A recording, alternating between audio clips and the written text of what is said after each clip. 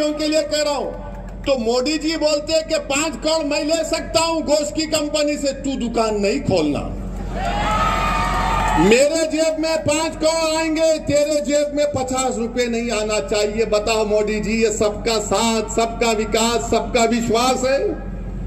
ये सियासत चल रही है महाराष्ट्र में, पूरे देश में गरीबों को लूटा जा रहा है। गरीबी का नाम लेकर, गरीबों को ख्वाब दिखाकर दौलतमंदों को करोड़ों रुपए दिए जा रहे हैं। अब ये कुरैशी बरादरियों को और हमारे जो दलित भाई गोश्त का कारोबार करते हैं, उनको हम क्या कहते हैं? उनको हम खथिक कहते हैं ना, काठिक। अब आप देखो कि मोदी जी बोले कि इस गोश्त को मुद्दा बना दिए, मगर इनकी सरकार ने वादा किया कि मीट प्रोसेसिंग यूनिट्स के लिए 29,610 करोड़ रुपए देंगे। 29,610 करोड़ रुपए। अरे भाई, वो गरीब क्या करेगा फिर बताओ? आप पॉलिसी बनाएंगे और गाली सबको देंगे।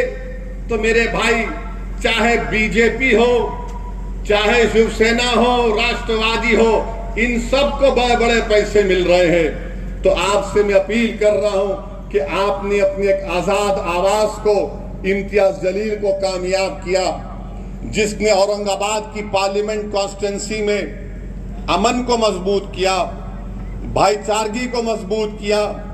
और आज आप देखते क्या है कि इम्तियाज जलील की कामयाबी को रोकने के लिए दो शिवसेना, दो राष्ट्रवादी कांग्रेस, एक बीजेपी और एक आपके कांग्रेस, 6 मिलकर इम्तियाज जलील को रोकने को आ रहे हैं। मैं औरंगाबाद और वैजापुर की जनता से अपील कर रहा हूं कि 6 की जगह 600 भी आ जाए। मुझे यकीन है कि आपके सियासी शऊर पर मुझे पूरा भरोसा है कि 5 साल का इम्तियाज जलील का रिकॉर्ड आपके सामने है।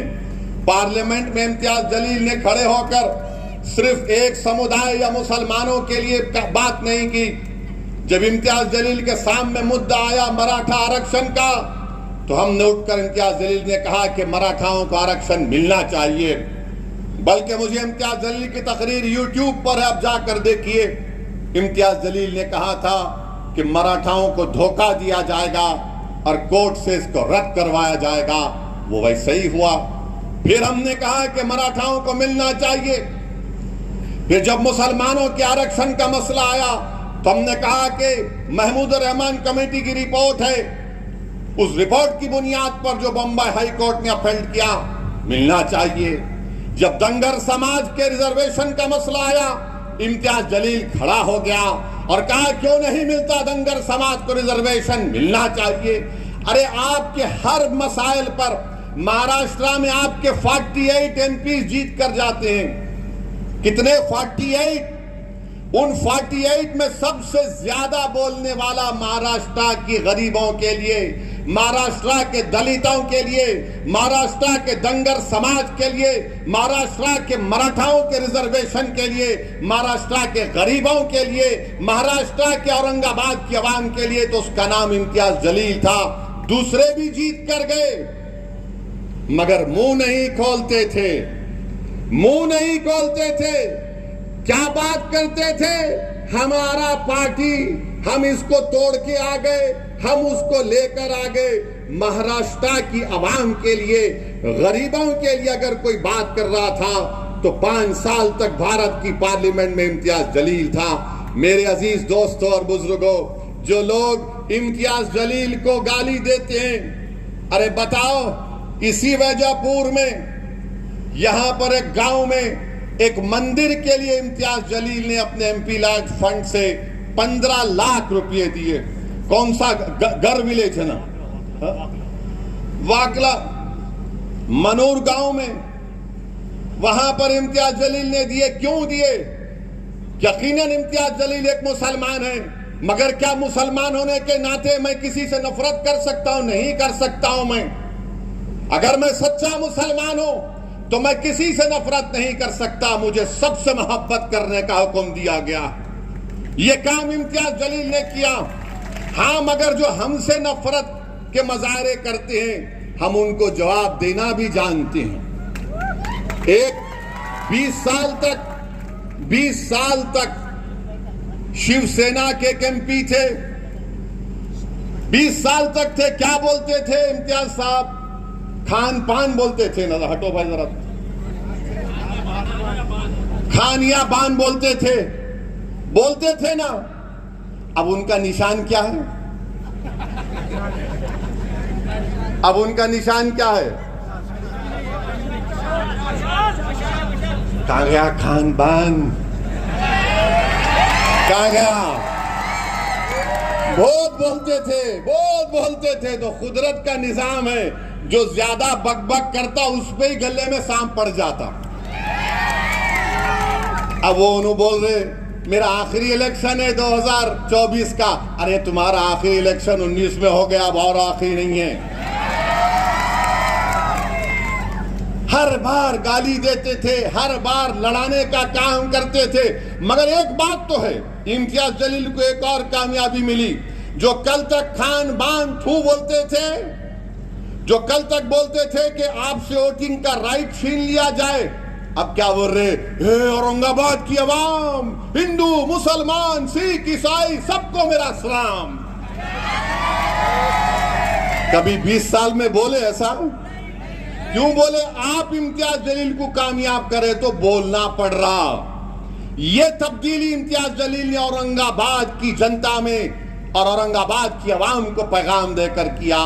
तो इन लोगों का अब इम्तियाज जलील से अब भाग रहे हैं। इम्तियाज जलील बहुत आगे, अरे इसकी इम्तियाज जलील के कदमों पर चल रहे हैं, अब इम्तियाज जलील के नक्शे कदम पर चल रहे हैं। मगर मुझे यकीन है कि इंशाअल्लाह ताला 13 मई के दिन आप तमाम एक होकर औरंगाबाद की आवाम इम्तियाज जलील को जो कामयाब करेगी वो आपकी कामयाबी होगी। दोबारा वो अमन की कामयाबी होगी, वो मजलूमों की कामयाबी होगी, वो गरीबों की कामयाबी होगी, किसानों के हक की कामयाबी होगी, दलितों को मजबूत बनाने की कामयाबी होगी, मराठाओं को उनको आरक्षण दिलाने की कामयाबी होगी, दंगरों को उनका शेड्यूल ट्राइब स्टेटस दिलाने की कामयाबी होगी। मैं आपसे वादा कर रहा हूं कि ये काम MIM पार्टी कर रही है। आपसे अपील करने आया हूं कि मुत्तहिदा तौर पर अपने वोट का इस्तेमाल करिए। और याद रखिए मेरी इस बात को कि UAPA का कानून आया तो यही शिवसेना ने मोदी का साथ दिया था। CAA का कानून आया, यही शिवसेना ने मोदी का साथ दिया था। ट्रिपल तलाक का कानून आया, यही शिवसेना ने मोदी का साथ दिया। मेरे भाई, मेरे बुजुर्गों, मेरी इज्जतदार मां और बहनों, आज चुनाव आ रहा है तो MIM पार्टी और ओवैसी को गाली दी जाती है। जब CAA का कानून बन रहा था पार्लियामेंट में, यही शिवसेना के लोग नरेंद्र मोदी का साथ दे रहे थे। CAA का कानून बीजेपी अपने मैनिफेस्टो में कहती है अगर CAA का कानून NPR NRC के साथ होगा तो याद रखिए सबसे ज्यादा तकलीफ पूरे देश में, पूरे महाराष्ट्र में, पूरे औरंगाबाद में होगी तो अल्पसंख्यक समाज, मुस्लिम माइनॉरिटी को होगी, दलितों को होगी, उन गरीबों को होगी जिनके पास वो कागजात नहीं होंगे दिखाने के लिए। बताइए आप, क्या शिवसेना ने, क्या उद्धव ठाकरे ने साथ नहीं दिया CAA का कानून के वक्त? ट्रिपल तलाक का कानून में साथ नहीं दिया। आज आकर बड़ा अपने आप को सेकुलर दिखाते हैं, बड़ा हमदर्द दिखाते हैं। बताइए आप, भारत की पार्लियामेंट में मोदी के 302 MPs के सामने 2 लोग खड़े हो गए और कहा कि नरेंद्र मोदी ये CAA का कानून काला कानून है, हम इस काले कानून को नहीं मानते।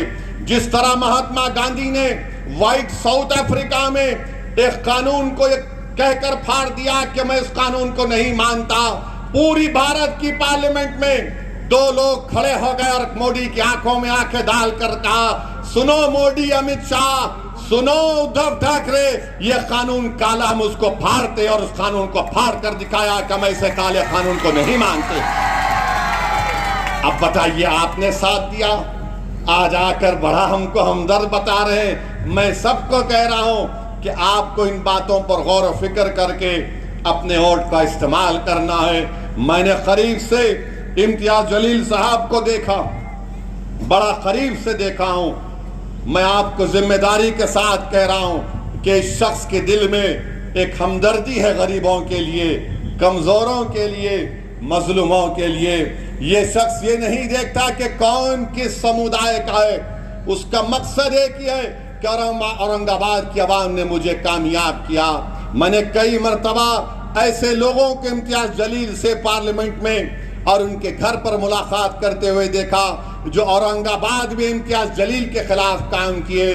मैंने एक बार पूछा इम्तियाज जलील से कि ये भी महाशय आ गए आपके पास? तो बोले हाँ असद भाई आ गए, मेरे खिलाफ काम किए, मगर जो मेरे घर पे आ गया वो मेरे औरंगाबाद पार्लियामेंट की कॉन्स्टिट्यूंसी से आया है, वो मेरा भाई है, मैं इसका काम करके दूंगा। दो मरतबा इम्तियाज जलील उस आदमी के काम के लिए दौड़ धूप कर रहे थे।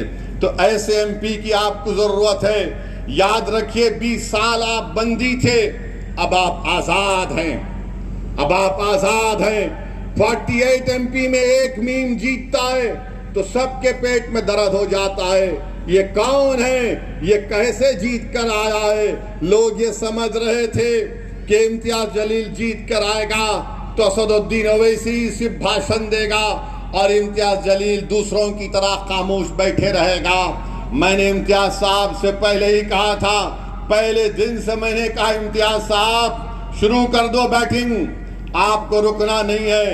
इस देश की जनता को मालूम होना चाहिए कि हम आवाम के नुमाइंदे हैं, हम आवाम के वोटों से जीत कर आते हैं। हमारा काम उनकी आवाज को उठाना। आप उठा कर देख लीजिए, भारत की लोकसभा में पूरा रिकॉर्ड है इम्तियाज जलील का। और ये जो 20 साल में ये जो खान बान जा क्या बोलते थे, कितने बार उन्होंने बात की। जब कभी भी बोलते थे वफ को खत्म कर दो, वो वैसा कर दो। इनके अखबार में लिखा जाता था कि असदुद्दीन ओवैसी का वोटिंग राइट छीन लिया जाए। आज बड़ी हमदर्दी की बातें कर रहे हैं। क्या यही उद्धव ठाकरे ने महाराष्ट्र की विधानसभा में खड़े होकर क्या कहा था बाबरी मस्जिद के बारे में? ये आपके सामने है। तो फिर से आपसे कह रहा हूं, 2 शिवसेना, 2 राष्ट्रवादी, 1 बीजेपी और 1 कांग्रेस ये नहीं चाहते कि आपकी आजाद आवाज औरंगाबाद से दोबारा कामयाब हो जाए। ये नहीं चाहते कि यह आवाज कामयाब होकर जालिमों से पंजा आजमाई करे। ये सब के सब इलेक्ट्रल बॉन्ड के गुलाम है। हम आपके खादिम हैं, हम औरंगाबाद की आवाम की जनता के नौकर हैं। आपसे मैं अपील कर रहा हूं कि 13 तारीख के दिन सुबह के अवलीन वक्तों में आप अपने घर से निकलकर अपने के कोर्ट का इस्तेमाल करिए। मैं हमारे तमाम दलित भाइयों से भी अपील कर रहा हूं कि इम्तियाज जलील साहब का साथ दीजिए। आप पूरे एतमाद के साथ 13 मई के दिन निकालकर इम्तियाज जलील साहब का साथ दीजिए। और हमने अमरावती में यह फैसला लिया कि जनाब आनंद अंबेडकर साहब की हम तायीद कर रहे हैं। मैं अमरावती के तमाम जिम्मेदारों से, वहां के बुजुर्गों से अपील कर रहा हूं कि आनंद अंबेडकर साहब की आप सपोर्ट करें, उनको वोट दें ताकि वो वहां पर बीजेपी के एमपी को शिकस्त देकर आनंद अंबेडकर साहब को भी वो मेंबर ऑफ पार्लियामेंट बनाकर अमरावती से भिजाएं। ये एमआईएम पार्टी ने फैसला किया है। तो मेरे अजीज दोस्तों और बुजुर्गों, मेरी आप तमाम से अपील है कि एमआईएम पार्टी आपकी आवाज है। आज आप देख रहे हैं कि कोई आइडियोलॉजी नहीं, सब कभी इधर थे तो कभी उधर जा रहे, कभी इधर जा रहे तो इधर जा रहे। ऐसा दिख रहा है कि सुबह में घर से सफेद शर्ट पैंट पहनकर निकलते हैं, दोपहर में खाकी शर्ट पैंट पहन लेते हैं और शाम होने तक लाल रंग का कपड़ा पहन लेते हैं। ये आइडियोलॉजी अब कोई बाकी नहीं रही। इसलिए बहुत जरूरी है कि आप तमाम वैजापुर की जनता 13 मई के दिन अपने के वोट का इस्तेमाल करिए और दोबारा अपनी एक आजाद आवाज को इम्तियाज जलील को पतंग के निशान पर बटन दबाकर कामयाब करिए। आप तमाम का बेहद शुक्रिया, क्योंकि अब नमाज का वक्त भी होने वाला है और आप लोग यहाँ पर आए, आपका बहुत बहुत शुक्रिया। 13 मई को पतंग के निशान पर बटन दबाइए और जाकर अपनी पतंग को वैजापुर के आसमानों पर फैलाइए और बता दीजिए कि आप मुत्तहिद हैं, इत्तेहाद ताकत है, अपनी पार्टी को कामयाब करिए। बहुत बहुत शुक्रिया। अस्सलाम वालेकुम। अभी यहाँ पर